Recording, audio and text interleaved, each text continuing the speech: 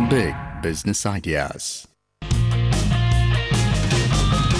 जीवन में है अगर आगे बढ़ना तो ना परिवर्तन से डरना ना संघर्ष से घबराना। और अगर आपके बिजनेस का कोई संघर्ष और कोई परिवर्तन आपको परेशान कर रहा है तो उसका समाधान लेकर एक बार फिर से शिल्पा भावना आ गई है with your very own show big business ideas powered by Tab Fox beyond socialising.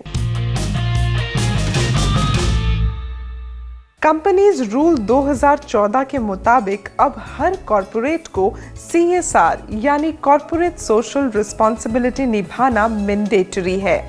लेकिन कहीं ये मैंडेट हमारे व्यवसायियों के लिए कंपल्शन तो नहीं बन गया, या फिर हमारे व्यवसायियों को इस कंपल्शन से बेहद मुनाफा होने वाला है? चलिए समझने की कोशिश करते हैं from the author of the business books, the philanthropist, the big business expert mister Sunil Kumar Gupta. नमस्कार सर, बहुत बहुत स्वागत। धन्यवाद जी, आइए please. Sunil ji, corporate social responsibility, हम इस शब्द को बहुत ज़्यादा सुनते आए हैं और आज के समय में CSR बहुत ज़्यादा ट्रेंड में आ गया है जब से CSR एक्ट आया है। तो मैं ज़रूर आपसे जानना चाहूँगी कि एक्चुअली CSR एक्ट है क्या, इसकी इम्पोर्टेंस क्या है और हमें क्यों इसकी ज़रूरत पड़ी आखिर हमारे समाज में? देखिए, मेरा ये मानना हमेशा से रहा है कि जो भी हमारा उद्योग, जो भी हमारा कॉर्पोरेट है, जो भी हमारे बिजनेसमैन हैं या जो भी हमारे प्रोफेशनल हैं जी, जो कि अपना कोई ना कोई व्यवसाय या कोई सर्विस प्रोवाइड करके पैसा अर्न करते हैं अपने लिए जी, ये उनका कर्तव्य है कि वो पूरे समाज की देखभाल भी करें और समाज के उस हर वर्ग को साथ लेके चलें जो डायरेक्टली इनडायरेक्टली उनसे नहीं मिले हुए, उनका भी ध्यान रखें। हाँ बिल्कुल। जब ये लोग नहीं कर रहे थे हमारे देश में, बहुत सारे लोग कर भी रहे थे, लेकिन 100% लोग ऐसे नहीं थे जो कि ये अपनी रिस्पॉन्सिबिलिटी समझें, इसे अपनी ड्यूटी समझें और ये करें जी। तो सरकार ने जब कंपनीज एक्ट 2013 बनाया तो उसमें एक सेक्शन डाल दिया 135 जिसमें कि ये उनकी ड्यूटी बना दी कि आपका जो भी प्रॉफिट होगा जी, उसका 2% आप कॉर्पोरेट सोशल रिस्पॉन्सिबिलिटी के तहत खर्च करेंगे। ओके, तो ये अब एक तरह से उनके लिए मैंडेट हो गया है कि आपको करना ही पड़ेगा। करना ही पड़ेगा। उसका एक क्राइटेरिया फिक्स कर दिया उन्होंने। ये अभी उन कॉर्पोरेट के लिए किया है जिनकी नेटवर्थ 500 करोड़ से ऊपर हो, ओके, या जिनकी टर्नओवर 1000 करोड़ से ऊपर हो, या जिसका प्रॉफिट 5 करोड़ से ऊपर हो। ओके, इन तीनों में से कोई एक भी क्राइटेरिया आप पूरा करते हो और अपने पिछले 3 सालों में से किसी भी एक साल में करते हो तो आप रिस्पॉन्सिबल हो गए अपने जो भी प्रॉफिट आपका आ रहा है उसका 2% CSR में खर्च करने के लिए। लेकिन इस CSR में और बहुत सारे आयाम हैं जिन्हें समझने की ज़रूरत है, तो मुझे ऐसा लगता है कि हमारे जो आज के मेहमान हैं उन्हें साथ में शुमार कर लिया जाए ताकि हम लोग इस CSR के पूरे एक्ट पर खासा तौर पर रोशनी डाल सकें। क्या कहते हैं? बिल्कुल जरूर। दोस्तों, आज की हमारी मेहमान एक चार्टर्ड अकाउंटेंट हैं, LLB हैं, MBA है और साथ ही she is the tax accountant from Australia. आप पिछले काफ़ी समय से कॉर्पोरेट सोशल रिस्पॉन्सिबिलिटी के डोमेन में बहुत अच्छा काम कर रही हैं। And let me please also tell you that she is the chairperson of CSR and sustainability award for public sector enterprises. Please welcome Shrimati Deepa Gupta.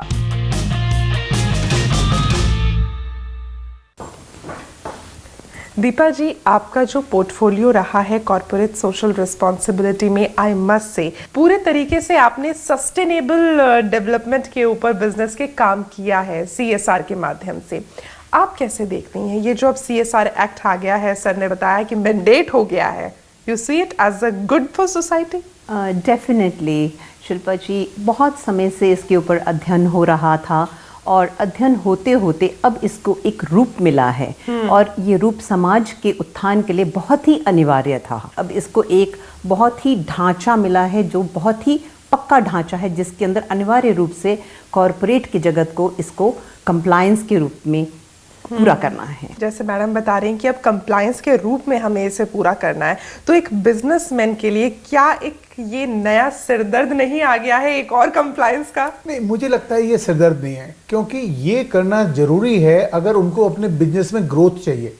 हाँ। देखिए, यहाँ पे मैं एक जरूरी बात बताना चाहूंगा आपको कि क्या होता है जब बिजनेसमैन अपने CSR को पूरा कर रहा होता है। हमारे देश में तो अभी नहीं है लेकिन विदेशों में ये बहुत कॉन्सेप्ट है जी। जब वो आपसे डील करते हैं आप उन्हें कोई माल एक्सपोर्ट कर रहे होते हैं या सर्विसेज एक्सपोर्ट कर रहे होते हैं तो जरूर ध्यान देते हैं कि क्या आप CSR में ध्यान दे रहे हैं। अगर आप कर रहे होते हैं तभी वो आपसे अपने संबंध बनाते हैं और आपसे माल लेते देते या कुछ काम करते हैं, अदरवाइज डील नहीं होती। अदरवाइज डील नहीं होती। और कई बारी वो इसको मैंडेटरी भी कर देते हैं कि मैं उन्हीं से डील करेंगे जो CSR, क्योंकि उन लोग वो लोग अब परिपक्व हो चुके हैं।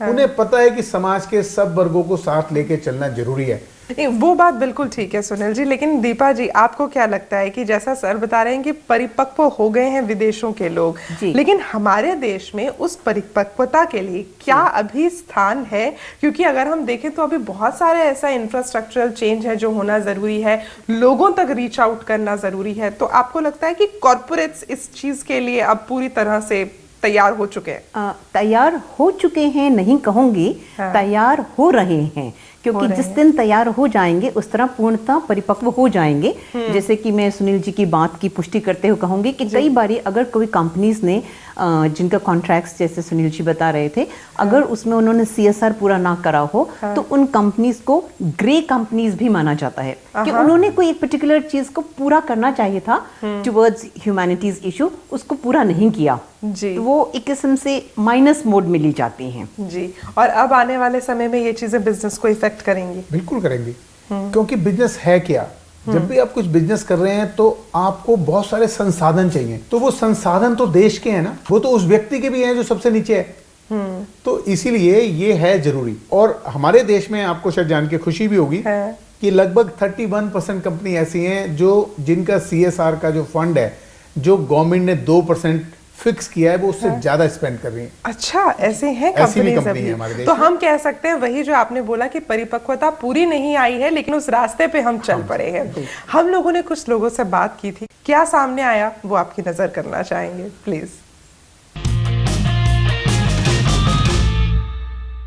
नो डाउट बिजनेस का कॉन्सेप्ट होता है प्रॉफिट मेकिंग, लेकिन इसके इंस्पाइट हमारे और भी रिस्पॉन्सिबिलिटीज जुड़ी होती हैं जिसमें हमारी CSR हेल्प करती है। बहुत सारे ऐसे कॉर्पोरेट हैं जो हमारे साथ जुड़े हैं और उन्होंने अपनी CSR एक्टिविटीज़ में ये एक पार्ट बनाया है जो कि एक स्कूल को अडॉप्ट किया है। स्कूल को अडॉप्ट करने का मतलब है कि पूरे जो एक्सपेंस हैं स्कूल के वो बेयर कर रहे हैं। आप कैसे देखते हैं इसे? अगर हम 14-15 का आंकड़ा देखें तो लगभग 6,300 करोड़ से ज्यादा CSR में खर्च किए गए।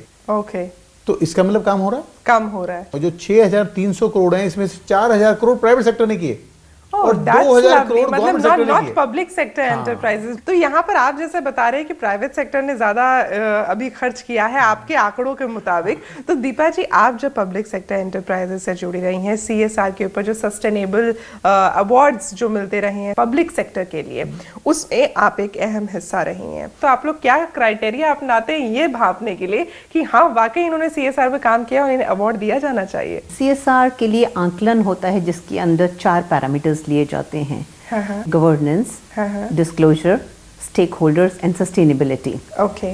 और हर इस एक पैरामीटर को कुछ अंश और कुछ मार्क्स दिए जाते हैं। फॉर एग्जाम्पल, अगर हम डिस्क्लोजर्स लेते हैं तो उसको 15% की औसत में लिया जाता है। सिमिलरली उसके बाद हम कंप्लायंसेस में लेते हैं और तो हम उसको 20% में मानते हैं।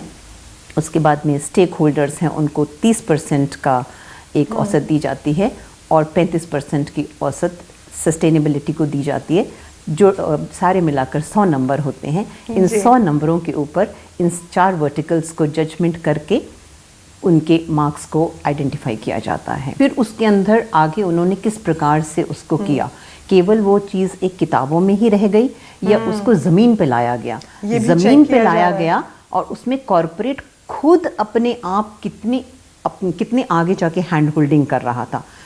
कॉर्पोरेट के पास पैसे थे और उन्होंने अपने मुसीबत हटाने के लिए पैसे किसी को दे दिए और उसके बाद बोला bye bye tata, my CSR is complete. No, आपकी इन्वॉल्वमेंट, आपकी हैंड होल्डिंग, आपका उसके अंदर passionate movement, joint movements towards the common goal. जी, सो बेसिकली हम कह सकते हैं कि फिलैंथ्रोपी नहीं, कॉर्पोरेट सोशल रिस्पांसिबिलिटी, इन दोनों में अंतर है। आप उसे क्लियर करना चाहेंगे सर? हाँ, देखिए, फिलैंथ्रोपी का मतलब हो गया कि आप किसी भी तरह की फिलैंथ्रोपी कर रहे हैं अपनी इच्छा से। कॉर्पोरेट सोशल रिस्पांसिबिलिटी का मतलब हो गया एक सिस्टमैटिक तरीके से।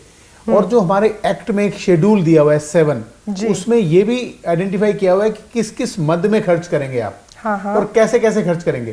फिलैंथ्रोपी तो मान लीजिए आपने अपने एम्प्लॉय को कुछ दे दिया, हाँ। को बेनिफिट दे दिया तो वो जी। फिलैंथ्रोपी होगी, लेकिन CSR नहीं हुआ।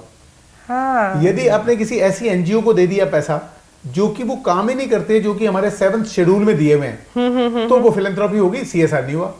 यस फिलैंथ्रोपी तो आप कुछ भी करें, लेकिन CSR में एक योजनाबद्ध तरीके से, और जो हमारे एक्ट में प्रोवाइडेड है एक्टिविटी, जी। जो सरकार ने बड़ी सोच समझ के रखी है, जी। उनमें जैसे हंगर आ जाता है, हाँ। सैनिटेशन आ जाता है, जी। एजुकेशन आ जाता है।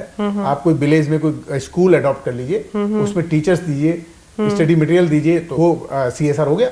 मेडिकल के लिए कुछ कर रहे हैं, मतलब जो गवर्नमेंट के स्वास्थ्य केंद्र हैं उनमें, या जो और रिकॉग्नाइज हमारे हॉस्पिटल्स हैं उनमें दवाई दे रहे हैं पेशेंट्स के लिए, और कुछ सुविधा दे रहे हैं, तो ऐसी कोई एक्टिविटी करें जो कि शेड्यूल्ड है, शेड्यूल 7 में, शेड्यूल 7 के अंदर। हाँ, कंपनीज एक्ट 2013 के, हाँ। तो आप CSR में आएंगे।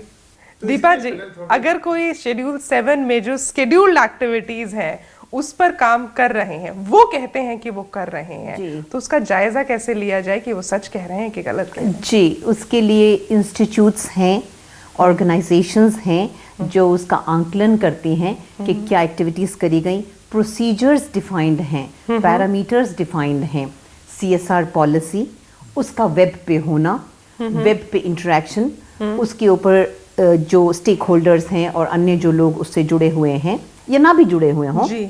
उसका उसके अंदर कुछ वो इनपुट्स देते हैं, तो बोर्ड लेवल पर कॉर्पोरेट्स उसको किस प्रकार से इम्बाइब करती हैं, पॉलिसी को चेंज करती हैं। Independent committee at the board level, जी जी, a very important aspect for CSR, to be headed by an independent director. Right. There are different control mechanisms, then the parameters कि आपने CSR की एक report बनाई, जी project के माध्यम से बनाई या केवल देने के माध्यम से, फिर उसकी स्टडी। तो आपको नहीं लगता सर, ये कहीं ना कहीं जो हमारे व्यवसायी हैं उनके लिए एक पूरा बड़ा डिपार्टमेंट खड़ा कर देती है कि आपको एक पूरा अलग से डिपार्टमेंट रखना पड़ेगा अपना CSR को मेंटेन करने के लिए? नहीं, आपको क्या है, अपने एग्जिस्टिंग बोर्ड और अपने एम्प्लॉयज में से एक CSR कमेटी बनानी है।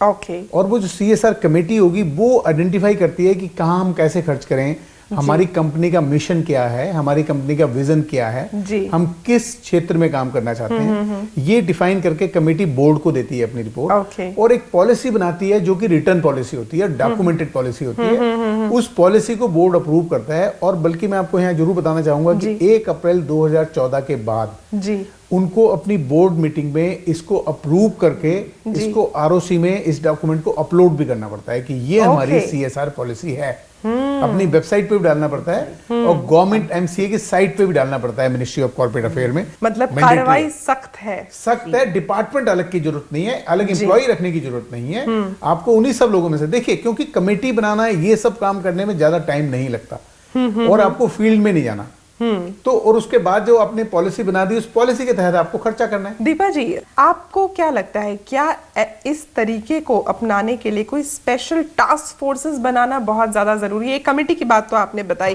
लेकिन क्या कुछ स्पेशल टास्क फोर्स का भी होना जरूरी है ताकि इसको अच्छे तरीके से इम्प्लीकेशन मिल सके? बोर्ड की जो कमेटी होती है वो अपने लेवल पे असेस करती है कितने फंड्स उनको CSR में लगाने हैं, उन रिसोर्सेज के मुताबिक वो ये आइडेंटिफाई करेंगे कि इन हाउस एक टास्क फोर्स कमेटी लेना चाहते हैं या किसी आउटसाइड एजेंसी जो इसमें बिल्कुल परिपूर्ण तरह से परिपक्व हो उसकी सर्विसेज लेना चाहते हैं। मदद ले सकते हैं आउटसाइड एजेंसीज की? एकदम 100% वो बिल्कुल आइडेंटिफाइड सर्टिफाइड एजेंसीज हैं। Okay, even they can take the help of the NGOs? Oh yes, absolutely.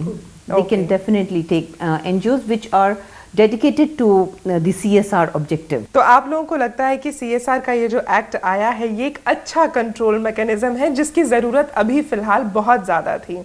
आप लोगों से भी हम ज़रूर कहना चाहेंगे कि अगर आप अपना व्यवसाय चला रहे हैं, आप एक अच्छे रिस्पॉन्सिबल कॉरपोरेट बनना चाहते हैं, तो अपने CSR का ज़रूर ख्याल रखें, क्योंकि इसको अगर आप सही तरीके से नहीं निभाएंगे तो सख्त कार्रवाई भी है, उससे बचना है आपको, तो ज़रूर CSR को निभाएं।